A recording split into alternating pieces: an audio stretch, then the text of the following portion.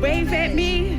Shake a few hands on your side. Hallelujah. La me fatalo fatangata leo tafa. Fa malosia fa mai leile tua. Hallelujah. Ele leile tua. Hallelujah. Ola sole nei na fai ele tua tato oli oli. Hallelujah. Ma fia iai. Amen. Woo. Hallelujah. La me leko. Shake me lo tino ne tafa. Lulu mai. Ave ese popole, ave ese mera tupu e fafalka baka, but to tono lo tavale ne tayo. Come on, shake it off this morning. Come on, woo! Come on. Fighting atala o tapa. Get ready. Sauni lo sole ne tayo. Amen. Sauni. Woo! Oh, na masasato se talo. Amen. Hallelujah. See my Lord out in agreement with me this morning. Are you in agreement with God this morning? Come on. Hallelujah. Be itama. Wamato mele netaya batu le biinga. Male fafetaya te oi hallelujah. Ole swafa lea. Wamato maya ile netaya. Ole swafa le li. E sili ona matautia. E sili ona matautia. Hallelujah. Hallelujah. Amen. My man. Hallelujah. Woo. Oh, hallelujah, Jesus. Come on. Woo. Come on. That's the best of the best. Come on. Eleo mafualo malosi aole atua e fama fatalofa. Woo. Iso se isi vai ai elele. Masina ata fa opo yai. Masiva loa ma e alama ma bea esau. Ile vale yoba si oli malanga isi onda. Leo mafuano malosi aole atua e fama fatalofa. So say si vai ai elele. Masina ata fa opo ya. Come on. Let's say hallelujah. Woo. Hallelujah. Woo. Hallelujah. Hallelujah. Hallelujah. Oh, hallelujah. Hallelujah. Hallelujah. Oh, hallelujah. Oh, hallelujah. Saudi mai. Ole talitonu. Hallelujah. Ole talitonu. Mawai ole papa. Ole talitonu let's mama lealo. Mawai ole papa. Be langi. O savaliai. Ile ola e papa. What's a nofo? Ola papa. Ai ole vale ola. Ole talitonu. That's the best of my eye.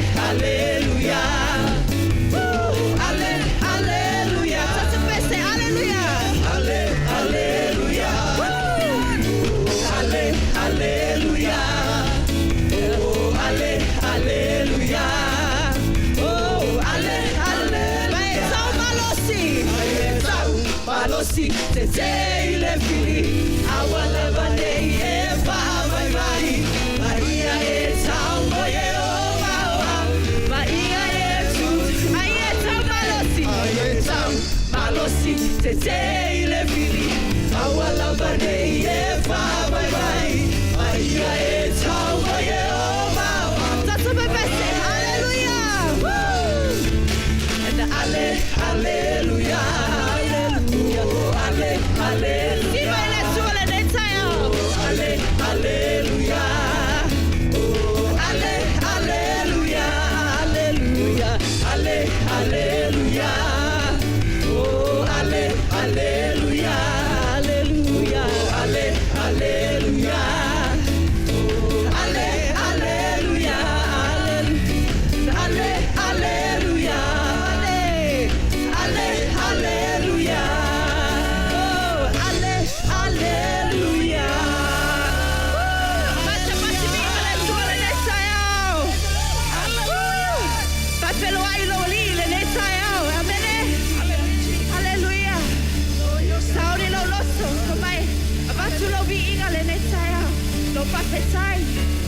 Hallelujah.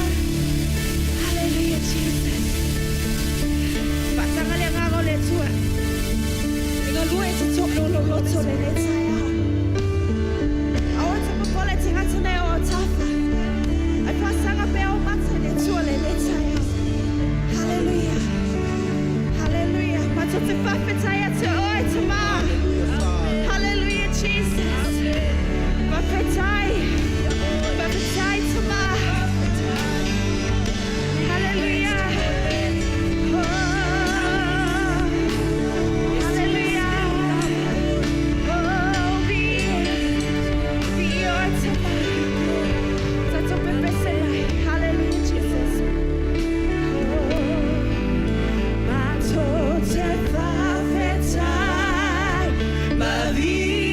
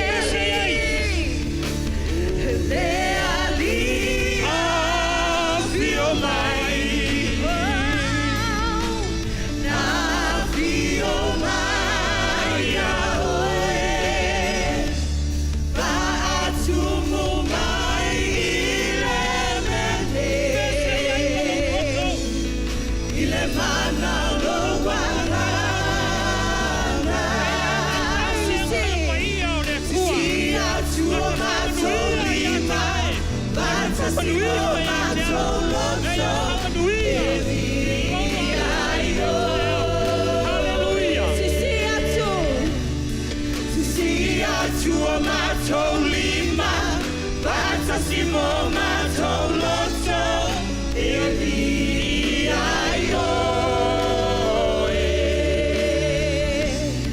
Sisia tuo matolima, batasimo matoloto, eliayo.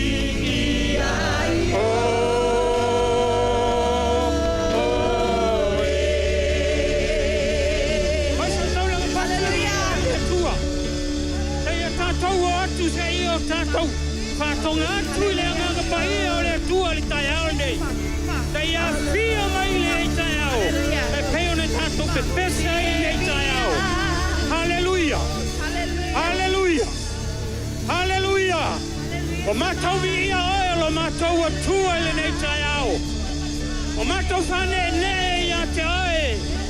O matau fa paleina oe le vi inga. O matau talitonu a matau roto. Ole e a fio i le menei. Ole e a fio i le menei.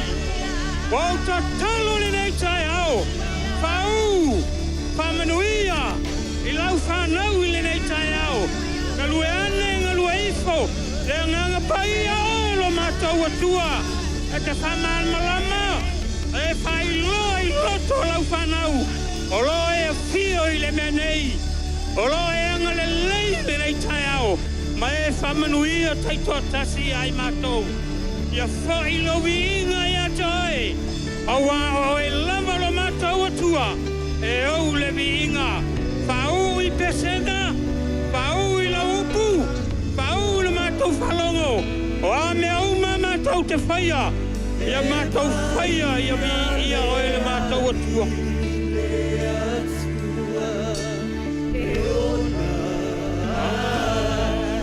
Malosi umarava ole zole afio mai bibi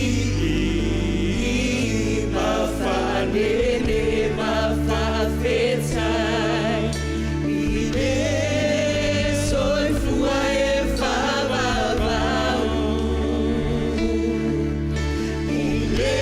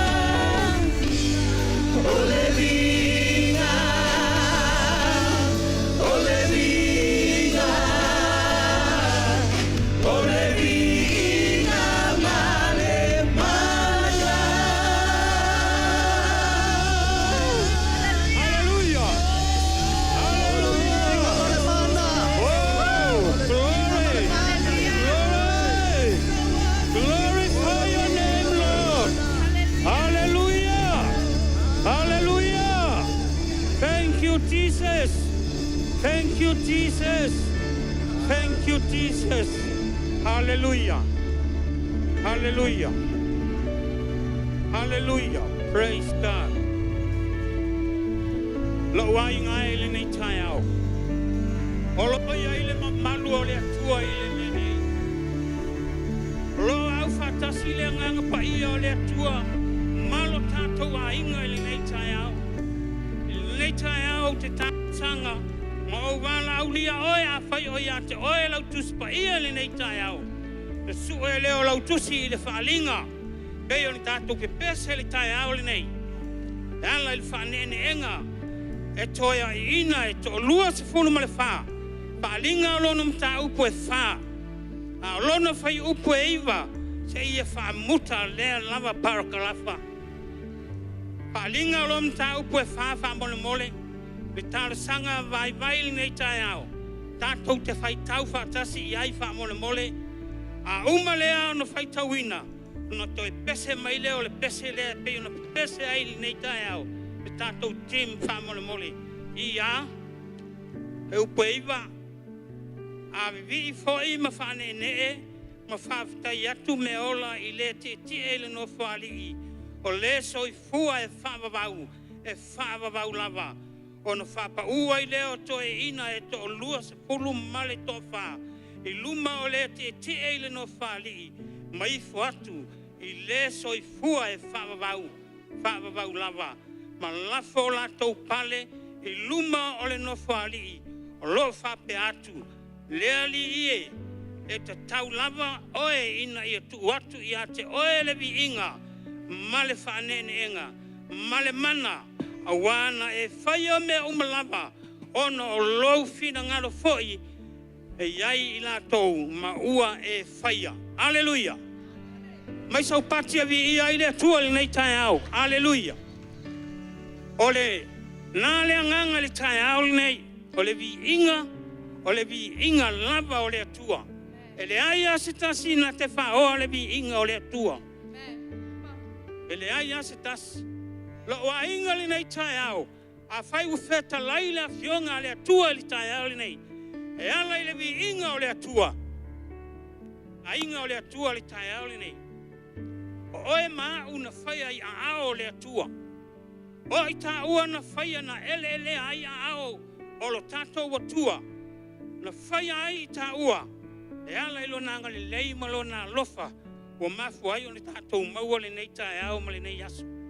Le vi ia, e vi ia.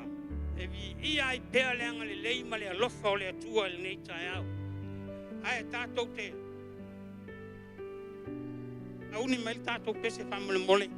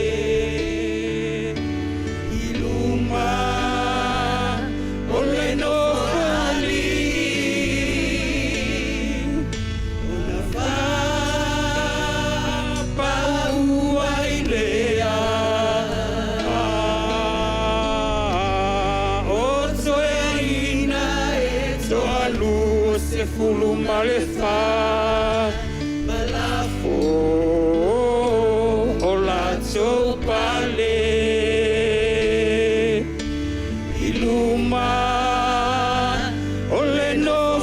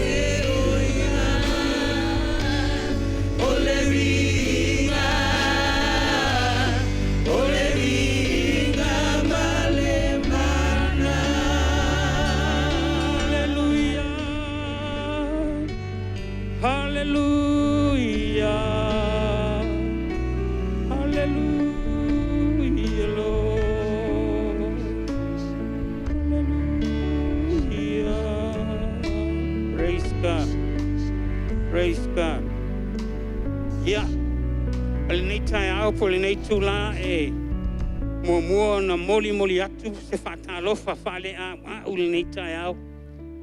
I le sunga i le apostolo le nei tai au e maise. O le whaletua i a Helen male no whaalo. Ai le ngatai lea o au na lea tua o lo lato langolango sua i le ngā luenga lea tua. Lea e momoli e tuai lea nganga whaafitai tele. Whaafitai fwoi le nei tai au. I ta mama tutua, matina ma tutua. E maise o lau au sina o le ngā luenga lea tua. Whaafitai i le whaamalo longa lea tua. Ua mafu ai o ne tātou maua le nei tai au. Ai maise o le nei aso fou. Ua au mai e le tātou atua. E whao popo i lau soifua ma lo nei ola. Tātou te au na whaatasi a te ia. I le nei tai au nei ngalo i lau tangata. Lau whaatalofa e whaapitoa i le nei tai au. O aise a nganga e fou mai le nei tai au. E fou ia te oe sau ninga o le nei e kalesia. Ia, o te Vala watu ia te oe ala i le nganga pa ia e ngalue atu, ngalue eifo, ngalue ane i lo loto i le nei tai au. Ia vea i oe whai mo whamanuanga i to tono le nei ngā luenga. Ai maise whai o le whamanua ina o mātou loto, ina o tātou whai sau ninga whatasi le nei tai au. E vi ia ai le atua, e vi ia ai le anga le lei o le atua i le nei lava tai au. Ia whai pēa lona lava vi inga ia te ia. O ia lava o le tua e ou le vi inga ma whaapale ina i pe o ia i le nei lava tai au. I le nei tai au e ila utala e fia whai. Sa ia ile Paul Kalame stasi o whai a ongal tuspa ia. Sa o whaalongo longo ai. Sa whai mailana tala ia ile lalo langi atoa whaapela no whaupunga. O le mea lea la ina fia e vi inga ale lotu pentekoso leanga e vivii masisiva ma pati ile atua e fai loa to ayo lato loto fia ile atua fai loa to ayo lato loto e na watu ile atua e ala ile fa manu yanga ale atua le ainga ole atua so lava stai mi tato te o mai ai to tono le nei man aua nei vai la vivii Awana i e ango tae vivi. Lea ngai whai mai le tala le tusi. A o ina tau le vi inga o le atua. O na afi o ese le o le atua mai lona no whaari. Ai whamanuia i lana whanau. Hallelujah. Hallelujah. Ia vi oe lo mātou atua i le nei tuaso. Hoi pēa lona lava vi inga i atei. Ia, nātu i la uo e saue. Kai atu lana vaenga i nei.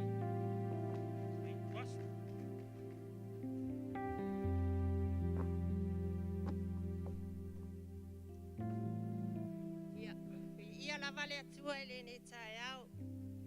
Ta tonu le na wa uma ona fatalo fatu sama ole ainga ole ma fatalo fa foi le. Ai ole atato wo sa o ile tato pa malo se ala tato fo. O se tasile nei va ngo fo o tato vi inga. O la fo ai. Ole vi inga fatino e la fo ai. Ai o se upo fa malo si ole a maua mai le ile lua corenito. Nona matau pe iwa, nona fai upo e ono se iao o le fitu. Pa fofonga o le au fai tawina. O le mea lea na o manatu wai.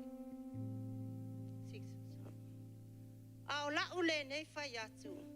O le wai titi ana saito e lulu. E titi fo i ana e sele mai. A o le wa tele ana e lulu. E tele fo i ana e sele mai. Ia tai toa tasi mafoa e pei ona filifili lona loto. Awa maleti ngā, awa fo'i male whata wānau. Awa e alofa le atua, i le foa i male loto malie. Amene. E ese lo whaftai le atua.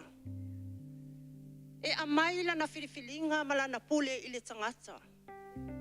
Nanga ese le whaata ua o lau filifilinga. E te fili mai fo ila i lo loto.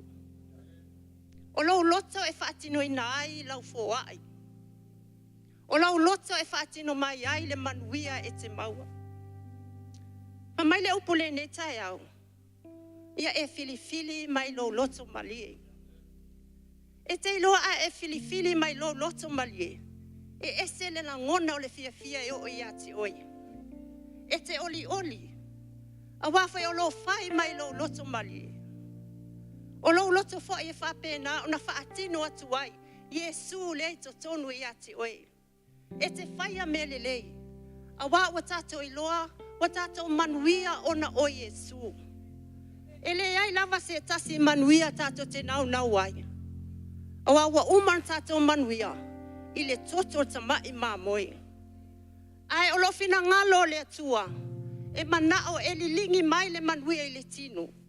Ia te oe maa. O te whawhitaia i le atua.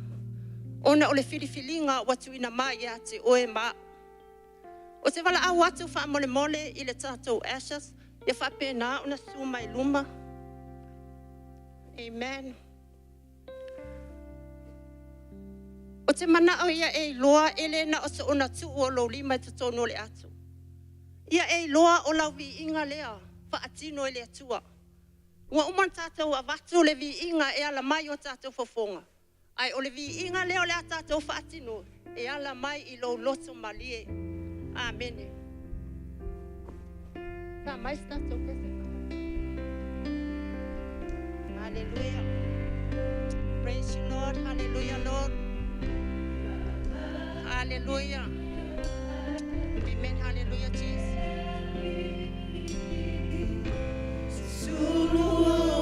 Hallelujah, Lord.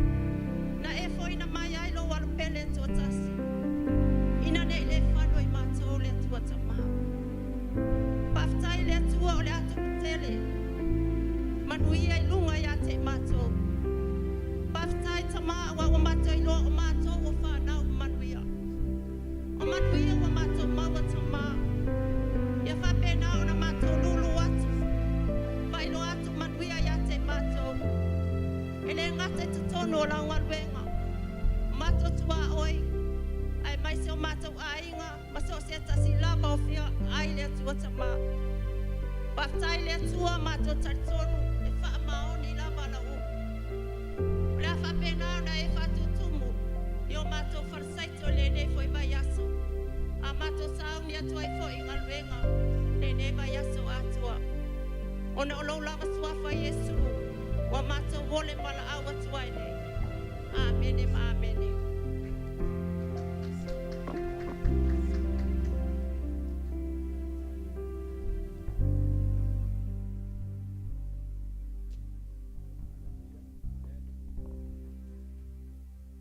Hallelujah, hallelujah. Oh, okay, mai tātou. Ia, whaftai tele ai le tātou au nei tai au, whaftai mo tau ngā luenga. Ia, mesi pati e vi ai le atua. Ia, ale ai ia le ngā luenga whai ale worship team. Ia, pei wha ale unga i fo i le alu ale tātou tāpua. Ia, whaftai fo i le sunga ia tau marwhalitua ia Maria, mo le hostinga o tātou mawhtanga. Ia, awe tātou pati. Vi ai le atua nei tai au.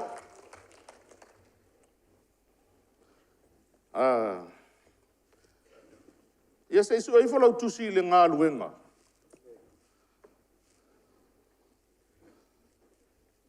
Ngā luenga sifurma le ono.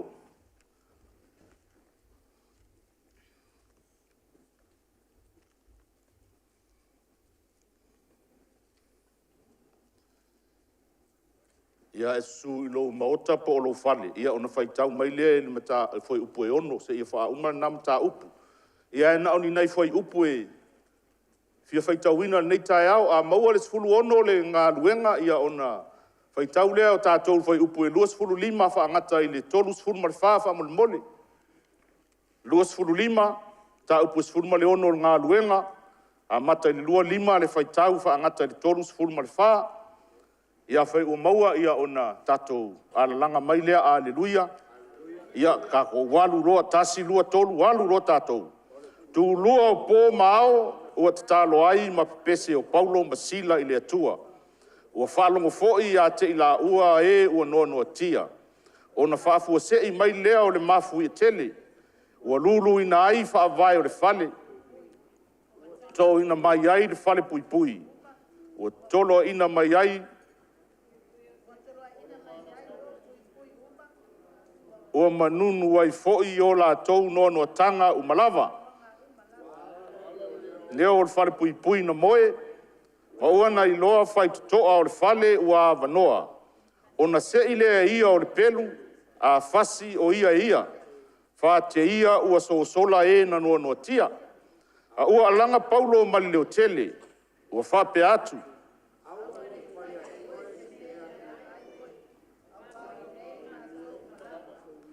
O na whai atu lea mai ni afi, o na oso mai leo ia, na whaapau i luma o Paulo ma Sila, maringa tete. Wana au mai foi i la ua i fafo. Ua whapea mai. Le ie se ale mea e te tau ona au whaia. O te ola ai. Whai atu i la ua. I nā whaatua ia i le li o Iesu Keriso. E ola ai oe a toa malou a inga. O na la tau tala atu lea i le afionga le li i a te ia. Ma i la tau uma ua i luna fale. Wana au mai fo'i a te ila ua i lea lava i tūpō, ma muru atu, o na papatisoina loa lea o ia ma lona a inga uma. Wana ave ina e fo'i a te ila ua i lona fale, ma laulau atu me ai. Ua oli o ia ma lona a inga uma. Ua whaatua tua i lea tua. Ia vi ia lea tua. Ia e fōringa mai ua kārkai mo le ai i foi upu muri. Hallelujah.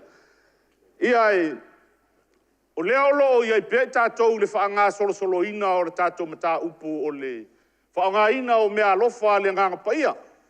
Le sāmata mai e le tamar fale sunga ia Joshua Asafo, a mata mai ngā o le tau mawhai pe whaafewhea o na whaaso ina, ina ia tele ni nganga mo le malo le tua. E le ngata fo i lea ai pe whaafewhea o na whaatino le ngā luenga whaatalai. Awa o le ngā luenga lea e le mo se tangata e toatasi. E patino mo tātou u malawa. O le tangata matua, tangata o ngā tutonu, ma le tangata la ititi. E whaia ngā luenga lea o le tālai. Ia ma le whaasoina, ia tele ni sa o awa le malo le tua. E tele lai tu a inga mea alofa e nā wā malasi mea alofa le nganga pa ia o lo tus pa ia. Ta upu e suma lua Roma, Poi upo e ono i le valu nae ta ua mai e fo isi me alofa, pe fitu me alofa na i na. Ia ona tātou tu e wa ai fo i lea i le Fivefold ministry le Efeso e fafa i upo esfu maltasi. Me alofa tangata nai o mai ina o le apostolo, profeta, o le fai evangelia, ia o le fai feau, ia faatasi ai ma le fai a onga le tuspaia. E le o le fai a onga le poto salalau, a le fai a onga le tuspaia. Te ufa ape tātou su e mai tangata le fai a onga le poto salalau e o mai fai a onga i tātou le ai. O tātou e fai a onga ina le tuspaia. Ai peila o lo fa mafa ma tuli loa i tātou ia mea alofa hiva le nganga pa ia. Le mata upu mua o le kolonito suma lua. Le iei mea alofa nā lea o lo fa atalatala noa ina i tātou. Ia mawha ngā solo ai e fisosoani mai ai le nganga pa ia o le atua. Ina ia whaafai ngō fie o na whai le tātou ngā luenga. O le tātou ngā luenga la e le whaapitoa mo se isi e whai le tangata taritonu. Tangata ua whātua tua i le atua. E pei tolu lani vaenga o loo vai ina i mea alofa na iwa. I le vaenga mua o mea alofa o le whaalinga. Mea alofa o le whaalinga. Na ia i le upo le poto, upo le malama, ia ma le suenga o nganga. O le vaenga mua le na, o le suenga o nganga o le mea alofa le na e sue ai pese nganga o le atua, po se nganga o satani, ia po lo lava nganga na e whai ei mea. O le mea na e tau o le suenga o nganga. Ai le o leo tātou i muri tangata ma wa aipo o ala tau mea lai whai po le anga po le lei.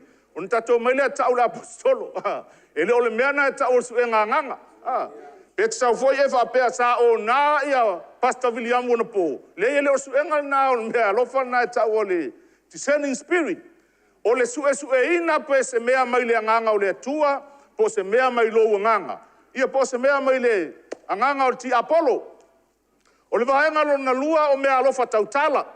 Mea alofa tautala ia iau fia aile perofetanga. Tautala i ngana ese.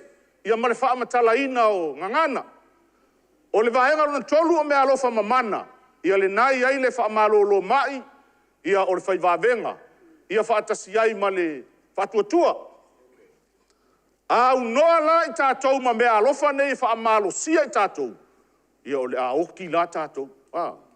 O lea lai mana o mia e tātou mea alofa ia. O mea alofa la nei, e tutusa maalo la tau au ngā. E tutusa maale au ngā o mea alofa nei. E le sili le isi mea alofa, le isi mea alofa. E tutusa le anga tātou vaavai ia ele mata upu nafa mai paulo. E tele tu tino a e tasi lava le tino. E le mawhai o na whai atu mata e le anga o e vae, pe whai mai lima e alu ese o e talinga, le ai, wha mai paulo. O i tu tino e tele. Ai tasi ale tino, e whapena mea alofa ia. E le mawhai o na whai atu le perofetanga e le anga oe ngana ese, e le anga oe te vai au te maalosi le ai. E ngā lulue mea alofa umba. Ina ia mau lunga le vi inga o le atua. A o foi la ina whaamanuia ina i tātou i mea alofa. Au haina i o tātou mita ma tātou whapeane. Oi wasili la au le ai se mea alofa. Wasili au le maua le mea alofa le ai. O mea alofa nei au mai ai le nganga pa ia i tātou. E whaamalo si ai le au kerusiano. Whaamalo si ai le tino keruiso. Ia mamau o lunga ai le vi inga o le tātou utua. Tātou tira lea i tua i o na o lea whanga solo le tātou mata upu. I le o langa whaso'o po le o langa whaatala. O ai na mua whaia ngā ruenga lea o Yesu. Sa wai Yesu whaari mai a te oe whaari mai a te auri whainga o ngā ruenga. O le mea alofa na fōa i mai le atua o Yesu. Sa fōi leo Yesu fōa i mai le isi mea alofa, o lea le isi mea alofa. O le nganga paia. Mai Yesu ilo na au so'o au atau te popole. Leo le au alu, au le alu ese. E le maue o tou le mea alofa leo le nganga paia. O na whai leo Yesu a sau la le mea alofa lea. Maue o tou. E tu maulai to tonu o ema to tonu au. E o i le whaavavau. Ia nau tātou malama i le ngā luenga e lua. Nāna whai mai Yesu ilo na au so o lai whaapoto i nā a o tou maua le nganga, le mana o le nganga pa ia. Ia na amata roa le ana whai o ngā luenga. Amata i tonu Yerusalema, Iutaia, Samaria, se ia o mai i tātou, turu inga o le laulangi. Ua maua le tātou le nganga pa ia. O le taimi la lea na papatiso i nā ai i tātou e le nganga pa ia. Le taimi lea ua e talia ina le whaolatanga. Na e talia ina loa ma o talia ina le whaolatanga ua tātou li liu ese le sala ai liu watu i le tua. Tātou talia loa o onga matangofia Yesu. Ia maua i loa i tātou le nganga pa ia ma mea alofa nei o le nganga pa ia. O le mea la e tau wha alu iai te wha amatalanga. E leo ni mea alofa wha apatino mo le tātou e kāle sia Hosanna. Po le kāle sia Asempi. Po le pope, po o i lava. Le ai, o mea alofa mo tangata malava, tangata tari tonu i le atua. O so se tasi tari tonu mo wha tua i le atua. O ia le nae au ma i ai le ava noa ma le wha mawhai. Na te maua i nai ia mea alofa nei. Ia e savali e iluma ma tā lai le malo le atua. Savali e iluma ma tau suafa o Yesu. Savali e iluma ma whaato ilalo le fili. Awa ia tua sauri fili, ia pingi le fili pa o ilalo uma. O mea alofa la nae mana o mia e le kerusiano. Ai o le whaala velame la u tātou. Ua iai le mea ua tupu. Ua tātou tau mawhai e tāo fiofi mea alofa nei aua le whao ngā ina. Ona ua malosi le nā tula wha le tangata. E pei e mā le mā fau ma le loto. E pei e mā salo tātou tangata. Pe e moni ea nei me alofa. Walana e talia Yesu e taritonu e moni Yesu. Whamai ia Ioane Yesu marfafa i upu ono. Ma Yesu o au o le ala upu moni ma le ola. E le aluatu se tasi tamā pe a leo i atu ia Yesu. A whaila leo o ma Yesu le nganga pa ia. Ai se ala tātou te mā salo i pea. Ai se a tātou te whaaloto lua ai ma le talia ina me alofa. E whaao ngā e ri whai ai le tino keriso. Ia ma wha malosi ai o tātou tangata taito atasi. O le matango fia lao me alofa nei. A le si ia la le levo o le tātou sa i linga i le atua. I le supanatula lea tātou te tala noa ai. E le maua lava e lau sunga mau me alofa lea. A whai e nofo ai tā ua i le levo whanatula lea.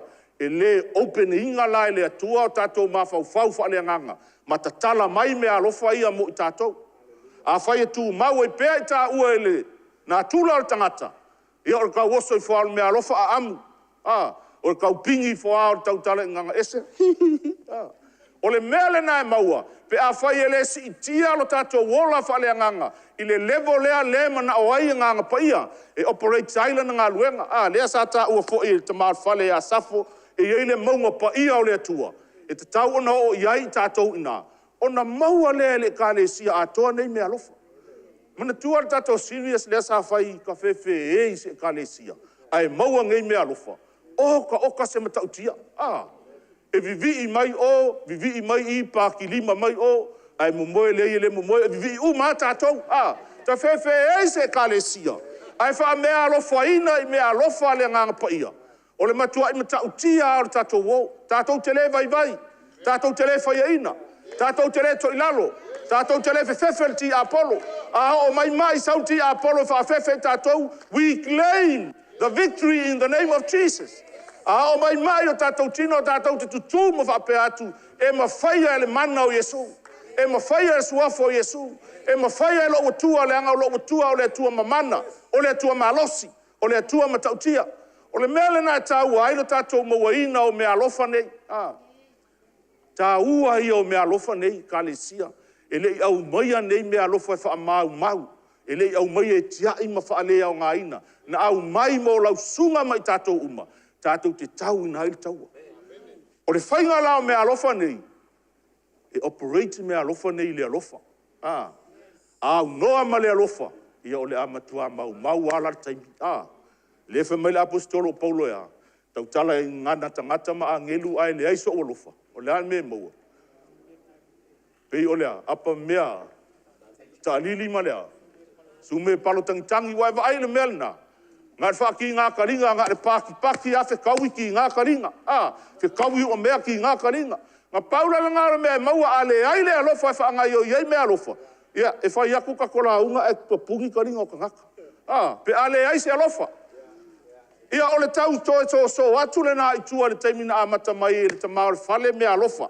Ai se tātou wola i le tala lea na tātou vaava i ai. E au mai la se manatu e maua mai le kolose tolu fai upu e lua. Nā i ai le fai upu e lua, nā e whaapea mailo na wha upuina. Ia o taulo to lava i mea i lunga. Ai le o mea le lalolangi. O lo au mai ai i nā se tuu whaatasinga. Ina ia nau wai le au tālai ma le au mōri mau. E tu mau le loto ia Yesu pea o le taimi whai ei tāla inga.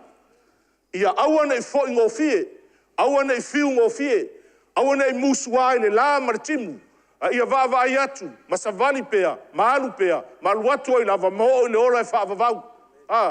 Ai le o savali atu ua maiti ngā mawhaingata, ia ona whaapaule i lalo ma tō i lalo. O lana winga ia tātou loto i mea alunga, tātou loto i whaau ngā mea alofa ia le nganga pa ia. Le anga e le mawhai e le maalosi o tātou, po le nā tūla le nei, ona operate le fina ngalo le tua. E mana o mia e lau sunga, mana o mia e au, se maalosi e sili atu i lo maalosi, ma lo maalosi. E whaau ngā ina e whai aile ngā luenga le tua. E le mawhai e au, na whai se mea se i vanga nā, ua maua e tātou mea alofa. O mea alofa e te alofa ai i lo uso, te alofa ai le kalesia, e te alofa ai i lo utua. E te tapua i ai ma le fia i lo utua i aso malava. E le na or sau i nei le asa o na tapua i lea le ai. O le tapua inga, o aso malava o le tatou savaringa. O le mea o lo e ngalue ai o lau tapua inga le na, nofo lo fale o lau tapua inga le na, e te tapua i aso o le alanga luenga o e whaia, le na te tapua i le tua, ai whai ma le alofa, whai ma le whaamaoni. Tātou tiro tiro le tusi lea sa whai tau ina. Tau te waava aila i ai i le loto o tangata nei o Paulo i a masila ma le latou au malanga. I le whai upo e ono lele i o i tatou whai tau lea whai atu a esu i lo whale whai tau.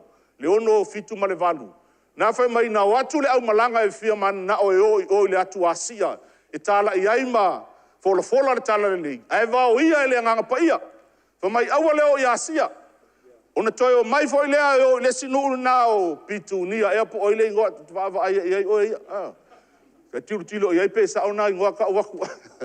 Ale sa fa sa uif. Fa mai o atu foi lea o ngai pitu nia e po fea ai fa mai nganga pa ia. Aua leo ina. Fa lua ona vao ia ele nganga pa ia au tala. O se manatu ina. Ia fai ma le poto na tatou tala inga. A feta lai mai le nganga pa ia aua le anu.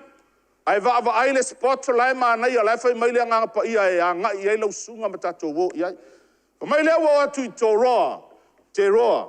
Ai loa e Paulo al faalinga fa mai o tangata lai tu i Makedonia te maloa. Ma kalo mai le lima le kale sia le Hosanna. O mai ngai mga o mia le fasosani.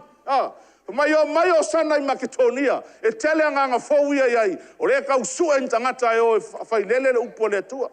Ai fa mai lai talo mai a la ngofo mai a leo, mai se mai, haleluia, haleluia. Mai Paulo, o mai malau au malanga i nei Makedonia, o loo mana o mia e Makedonia se fisoswani. O fea o iai lau loto i mea lunga, ai lo mea le lalolangi. A mana o mai nganga pa ia e o tato wo fatasi. A mana o mai nganga pa ia no nofo. O le mea lai mana ia ile ustai le nganga pa ia. Ia nana watu wafa mai ua o loa le fo launga ua o i Makedonia. O le ai mua le nā te vai ei lau fai kau ngā tusi o Filipi. O le ai le nā o se tasi o ai tonu o Makedonia. O ina la le nā e whaataritari mai ei nganga e fia a ai le upu o le atua. Mai tau no watu Paulo masila ma le au malanga o alo i tua le ai. Ai watu lunga le vai tafe. So le lai fai mai fongo kalo ki ngā le o sana so le. Waila le maa nei a tele so le. O le wha longo i le nganga paia. Roto i mea lunga le o lo loto ma lo loto. Le anga o nisi taimi fai mai a nganga paia move. Ai fa mai oe no move. Mai le nganga paia kamoe. Ai fa mai kako sa vali le move. Pei o le vai aso lea. Lea na fai ei mori mau tina i iso le. Sau asia uto o lua ua makua i kasoli ale foloa. Uma lo fai aku soli. E la kulua le vai fo mai ngawi au vai ai leise si fai a me ai. Fai asa ui profe. E matau tia le muwa le nganga pa ia. Vai lea ua o mai i ua sau nia le leie le tua ia nganga ia aisea.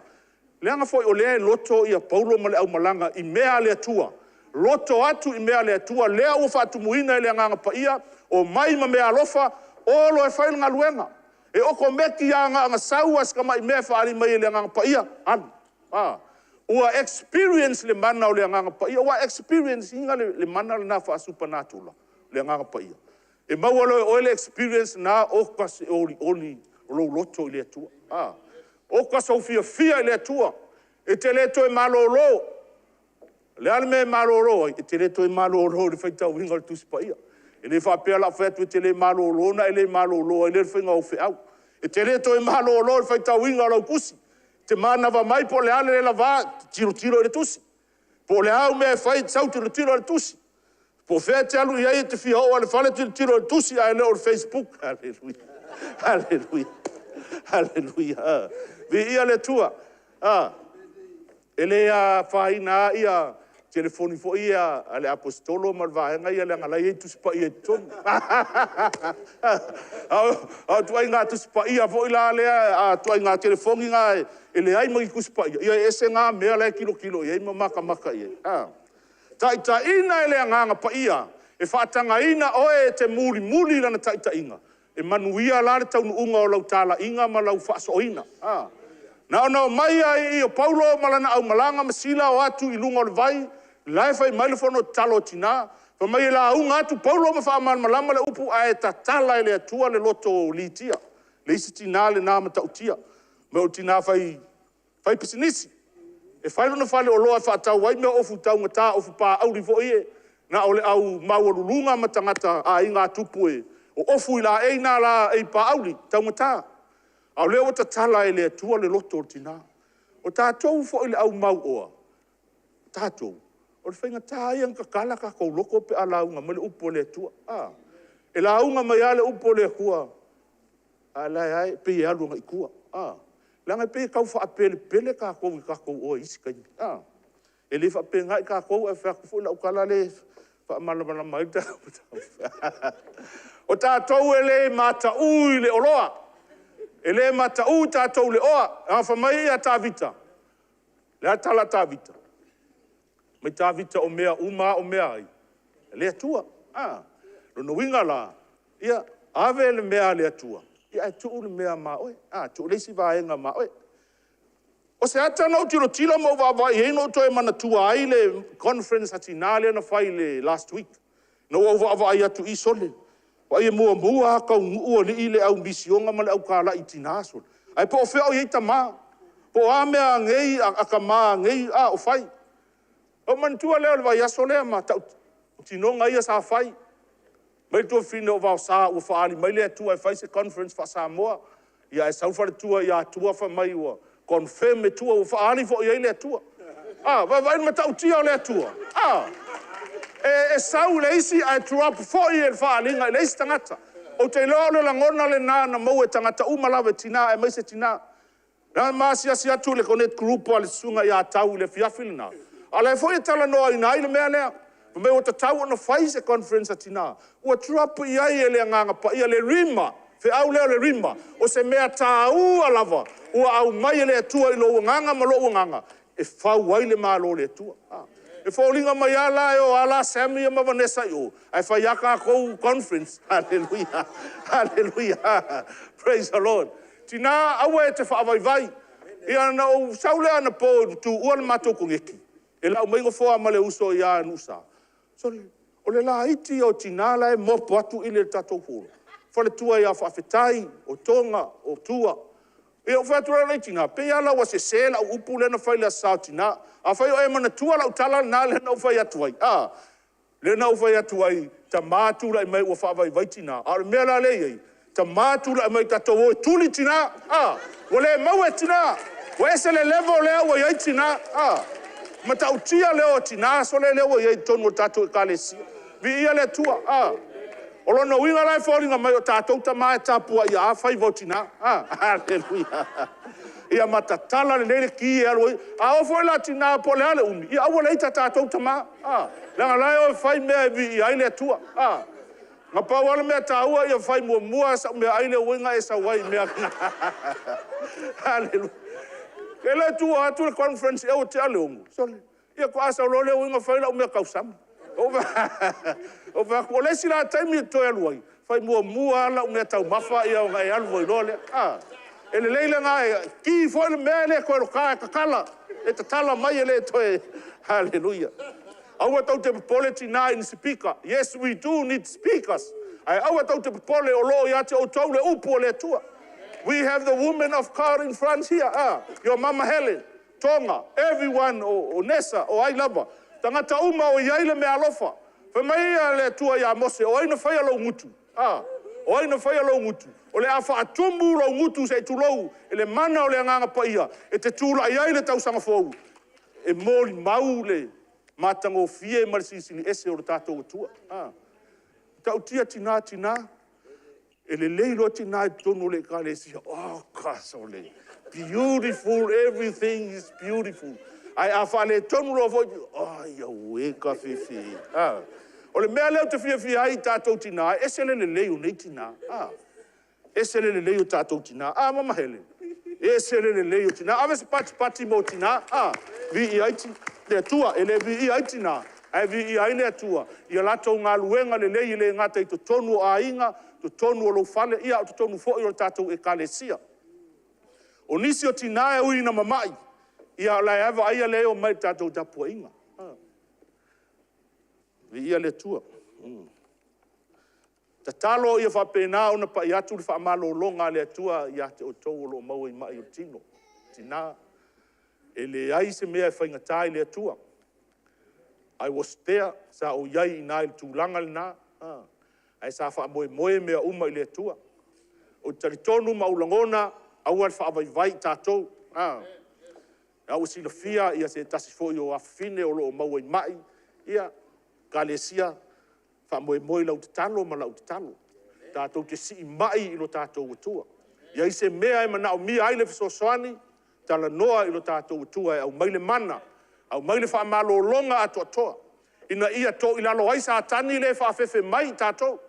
Au ai vai mai loa sa tani o maualunga lau alu, sa u fo i tau mawhai e ui mai se isi au ala ina ia vai lau wha atua. Ina ia vai lau loto. Ina ia au aine i loto i mea lunga. Ai loto loa i mea lau langi au e toi alu se lotu. Ai alu loa i whail mea i te mana au ai.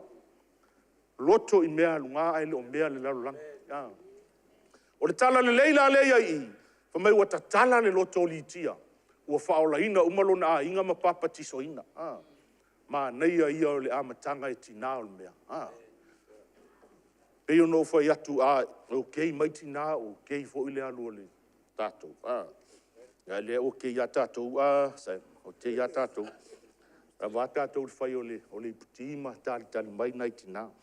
O le isi mea alo na lua naia ina le tala le nā. O loo iei le teina le nā whai mai ua whao ngā ina e le anganga le anga ua ulu tino ina le te moni. E i tuwa valo. Whao ngā ina e tangata Filipi. E su e aia la tau oloa. O mai lao tae ao e atu ai ia Paulo ma le au tālai ma Sila ma Timoteo. Ia ma le tusitala o Luka. Ai sa uar teina lea ua ulu ai le aitu ma tau muri tua ma whai mai. O tangata nei o au na le tua silisili ese lea ua mai au mai le au wala le ola. Whai noa mai le au wala e ola ai. Whai ai pea. Ai na whawewhea o nei loa e Paulo. O le nganga leanga. Le mea alofa lea na tala noa tua isu e ngā o nganga. Whaalongo atu Paulo. E maa nai ai or whaupunga wha mai o au na le tua silisili ese. Ai se sele motive laifa i eile. O laifa au ngā mai e satani tu atu. O le su e ai mea satani. Wha mai lo lea Paulo. Mai na liliu atu a Paulo. Wha malo lo e suafo Yesu. O le winga le nao le tātou tapua inga, e le whai e le mālosi o tātou. A tātou wō tau atu i mai, ia e i loa whai o na whao ngā tonu le mea alofa, i le taimi e te tau ai. I nei te ua whao ngā atu le mea alofa, e leo le vāenga le nā e whao ngā ai. Mā tāla ma e loto i mea lunga, o nei loa le i tātou le mea tau na whai tusa malea taimi, malea taimi.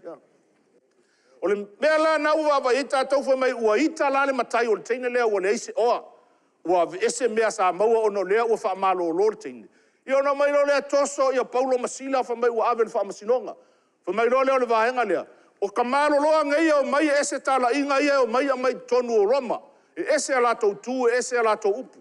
Ia o le tala maasani la le nā lea na o i loa i whal pui pui. O mai ua awe loa i whal pui pui ua loka i le potu o ngā tonu o whal pui pui. Ia ai o i nāna wha ali ai lea tua i vāvenga. Tato wa ai va venga mua le na fai Paulo i ua tuli ese le nganga leanga. Tasi le na me alofa le nganga pa ia o le fai va venga. Ia leo o mai lo i fai mai ua loka nei lai te tonu o le fai pui pui. Ia ai wha ngā ina loa e Paulo Masila le meto tia ma tau tia lea o le tatalo. e tatala ina ai loka. Wa ili whatau wa le mea na whai le vaenga lea. Nā tatalo ama pepese ai lulu le mafui e to ulu uma ia loka, to ulu filifili. Ma tala whai to au le whare pui pui. Ia ai whaasa o loto ai Paulo Masila ma. Pāngo tāla sa i te tonu. O nisi o taimi e pei e whape nā le tātou wholaunga. E mana o mia ni nei mafui e lulu ina ai i tātou. Se i tesi na ai le tātou sāwalinga. Po o iai tātou le level le operate ai me alofa. Pele ai.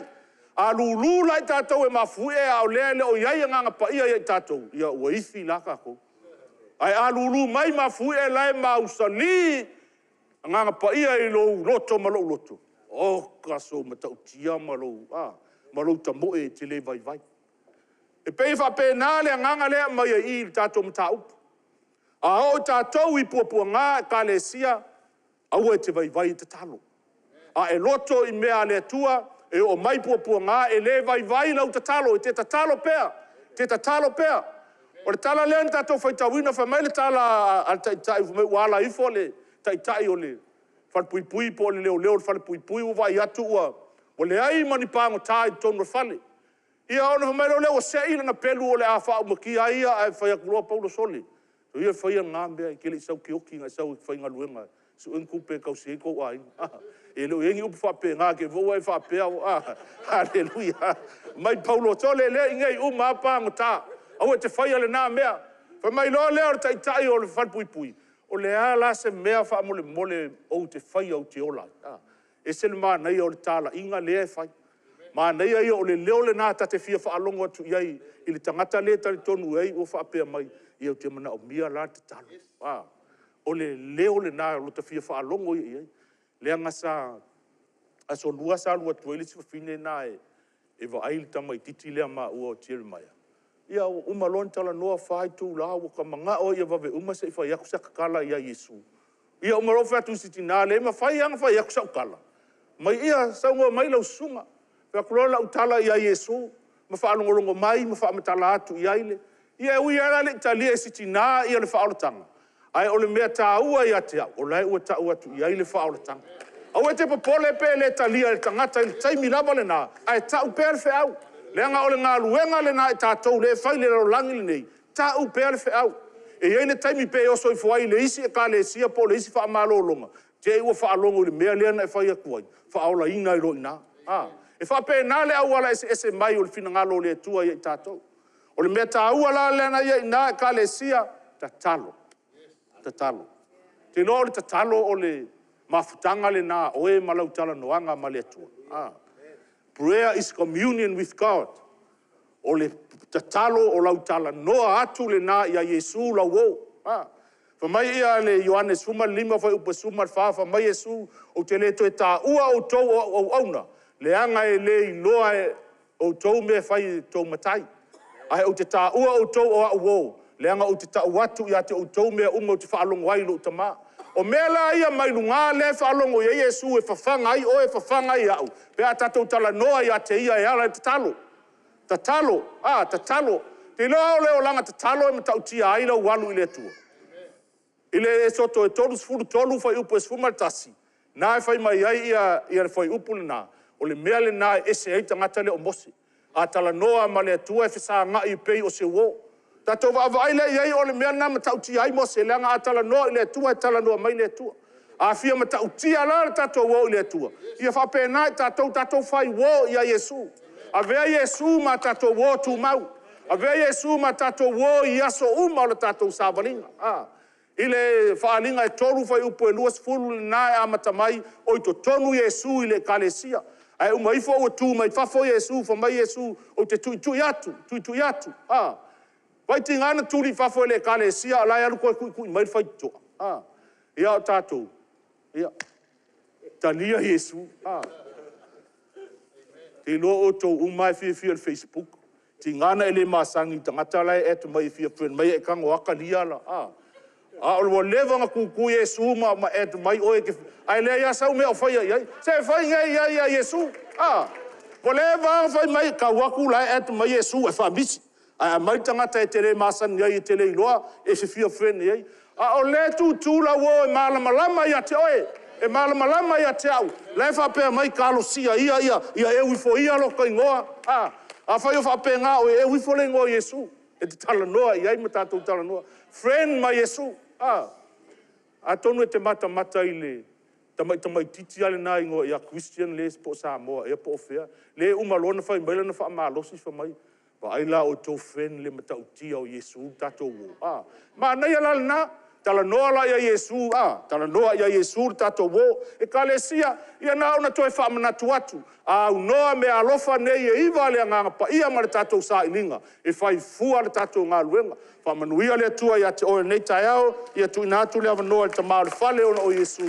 Amene ma amene.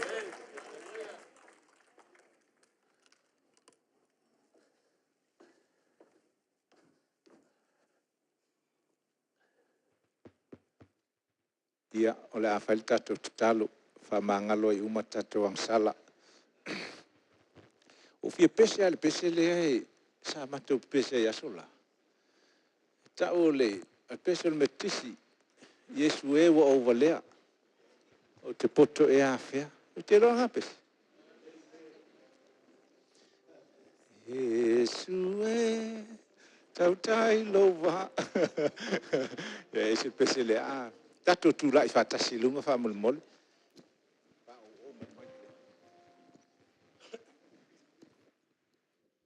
Hallelujah, thank you Lord. Yeah, that's better. La festa tato pese. Tato talo ile le tua. Aftai le tua le nei taiao.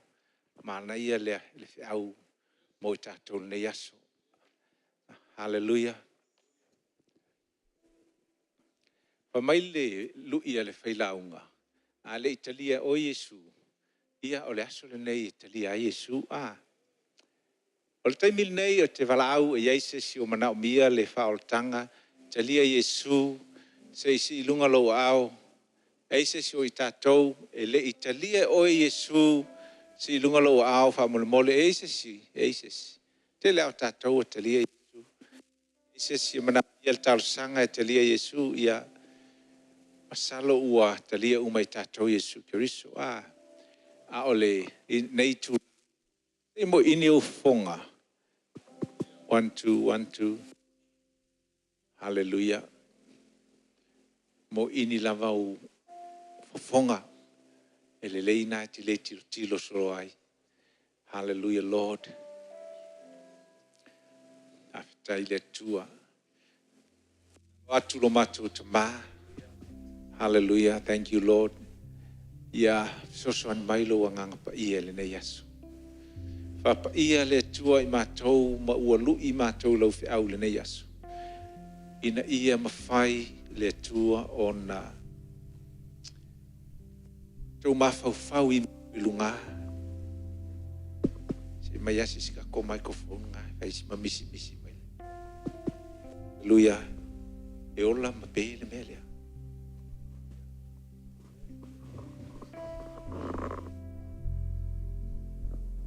Maile fe au ia tatou mafau me lunga. Batu lale I tu lale nei. Se imo ini o fonga fa mole. Ma tatou te talo atu le tua. E taimi e whalongo tatou le upo le tua. E toe ma fia le manaia. Ai e taimi taunga moni te tonu le loto. Le ala o te talitonu se I mo ini o fonga. Ma e mawhauwhau I meo I lunga. Mawhauwhau ane oi le tua malona alofa. Mawhauwhau iai. Whatumulo mawhauwhau e te mawhauwhau ai I le tua pa ia. Na ta ua e le sunga ia tau, le nofo ali I o le tua. Whai mai o loo iai to I ina, na ifo I lalo. Matongi o lato pale. Hallelujah le tua. Te mana o la ia te oi. Te talo atu oi le tua. Ia sosoan mailo na nganga pa ia. Ina ia focus lo mafau I mea oilunga.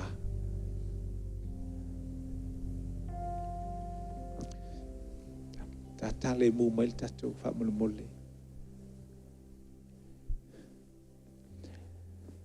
Le tuai mole le tua so ni mai lo nganga pa ia. Le nei aso o se aso e taunga file mu ai le mafau ma le loto I le nei taimi. Talo lo matou tua. E le mawhai lava e se malosi o se tangata. Na o lo nganga pa ia lava. E mawhai o na whai wapenga. Talo whapitoa la le tua. So soani mai lo mafau, matou mafau. Se whamon mole tu lo lima whape lo mafau. Tua I lo lima whapea. Lo matou tua. A o tua matou lima I o matou mafau. Se I whaise wapenga mo I matou le tua. Le tua o te walau atu. Whaia se wapenga mo a uli tai aole nei. Tato whataitai umal talo nei whamon mole. Le tua o oio le tua mamana. O oio le tua matautia. O tuulo lima I lo mafau. O wala au atu le tua. Se e whaia se wā venga moa ule nei tasu. Nei asu. Whato e se atu le tua. I le whaatumo lo mafau isi mea. Ai le ai se vāenga e whaamua ai oe. Whaamangalo mai a te au le tua. Le taimile nei. I le suafo Yesu. O walaua tu le tua. Whaatumo lo mafau. I lau upu. Ma le mafau ia te oe. O lo alofa. Ma lau ngā luenga. A matatu le asu le nei. Ua o talia le vābenga wa e whaia. Le vābenga o le suinga o lo mafau. Tu ai pelo lima au pepe le si lima tu ai le si lima. Hallelujah. Le to au lo le winga na lainga fa mai le nganga pa ie usu le pese Yesu e wa overlea. O te poto e a fea. Yesu e wa overlea. O te poto e a fea. O lo poto ai lunga na o lea e auma. Pese tasi mai ai. Yesu e wa overlea. O te poto e a fea. O le poto mai lunga na o lea e auma. Kai fai mai la tato te talo. Yesu e ua o poto. O te leto e valea. O te leto e valea. I pepelo le ti apolo. Ua whaafawina lo mafau. E ala le lo mana le tua. O le a whaaiwina le tatou te talo. Te mana o lai te toi whaataitai mai. A le ala e whai lau tala i lo mafau. Lau tala i lo mafau. Whaataitai mai. Mafau. Lo mafau. I le suafo Yesu. E te usitai. I mea a le tua. E te leto i usitai. I mea le nei tino, ale tino. O whātonuina o e mawhauwhau. Ia whātumuina I le mana o le atua. Ua o sui le asu le nei. Thank you, Jesus, for a mindset of the things of God. Ua o talia I le asu le nei. I le suafo Yesu. Amen. Hallelujah. Mana ia foi lea vala au le nei tae au. Tu wale lima o tangata ia longa mo au. Ia I ele tua tatou te ia lala mai lalo wha mole mole ki wha leo tele mole ki wha leo kele mole. Ia ti mai kakumoli. Wha mole sunga I tatou whaiwhi au pe ia nisi e se sia na tau tino ngapo o isi polfolanga ea o okei mea umu. Ia mere se. Ia ua whaiwina tatou sauninga whaftai tele au le I umal tatou lotu nei aso ia e la le tamai mata upu leo te fia sia tuai o le e ele matou malanga e oi I le North Queensland e alu la I le whai unga o le masina fau ia na whaile tatou fono le si aso ua ngalo e au le mata upu lea e o te iloe le imanga o ia whaiwhi au le tatou ngaluenga sa moe whaile mata upu lea ia ai whamaile la unga nei whamaile nganga pa ia e le o ai o mai piko lea ia o lau tamai mata upula te mana whai tatou love offering tatou love offering po se foa e whamanui ai ma bless ai tatou whai au ia tolu sunga ia pipividiamu sunga ia tasipale sunga ia tutotas o te loa mo kua I ua matua I masalo po wale fia wa wale ia la ukala leu fai ua masalo ua pe ki ua mamanga I fai au langa ele I manga o fai la ukala lea o ngosa I mai o le mea tau o langona mai le tua ua alu tau sanga ngā lulue I la tau mo le taita ina male whawhanga ina fo I o nganga I tato e kalesia I want to bless them amen o le foa I la po le lawa offering o le me whailo loto malie o le loto malie e uma le lokunga e abla ia kere ko mumu me ngai kau le loko malie amen uma le loto ai alu e ko mumu ele se loko malie la awala faya langa o le mela ele I tala no ina tele nei mata upu to ai langona ai lo loto o aia tu ele lo loto we need to bless them o ke sau ele la vea ya o offering le ele ai o la sa wala o kamo mika ma supo ya sa ia au manatu fa malia tu tosunga ua faile nei o te loa ua tatu bless le kai kako group kai me uma we need to bless our pastors here le la kul mako